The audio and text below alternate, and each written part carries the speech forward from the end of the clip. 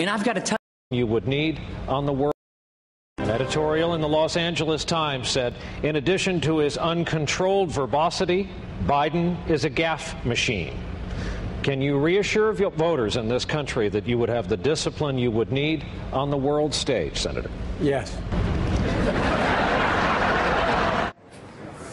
Tonight it is the primetime showdown between Vice President Joe Biden and Republican challenger Paul Ryan. And while this will be their first and only debate, the two have tangled before during a White House health care summit in 2010.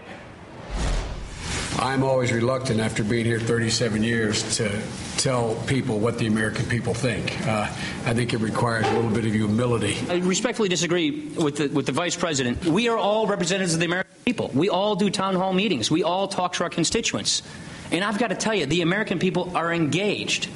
And if you think they want a government takeover of health care, I would respectfully submit you're not listening to them.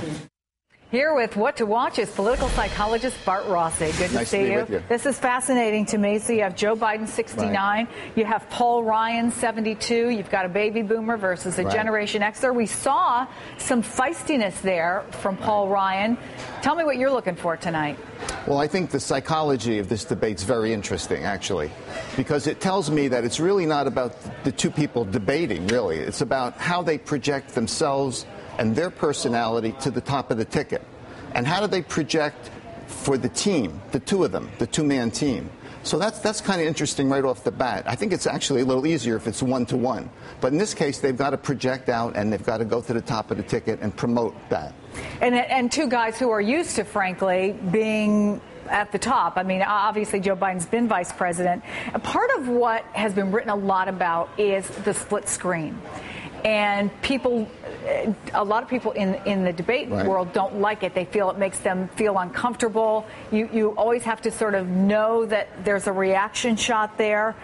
I want to read to you from the New York Times article about that. Their biggest fear, the dreaded split screen shot, which has long bedeviled presidential candidates who, no matter how many times they are reminded, seem to sometimes forget that they are still on camera, even when they are not speaking. Last week, President Obama became the latest to fail to put on what people in the television business call neutral face, a warm but flat expression that betrays no hint whatever of the feelings that might be simmering inside. How important is this? It's kind of important. I think it's a factor. I think your body language and how you present yourself is important. For example, with Biden, he has some very reflective eyes. If he's staring down at Ryan, you're going to get a really good picture as to what he's thinking about when Ryan responds to a question, in particular if Ryan's telling the truth. And in Ryan's case, I think he's got some sharp edges to him, which works for him. It works for his personality. But how his facial expressions come across is very important when you kind of have a strident, kind of a rough personality. Bart Rossi, we're going to be watching along with you tonight. It's going to be really interesting. Thank you so much for coming in.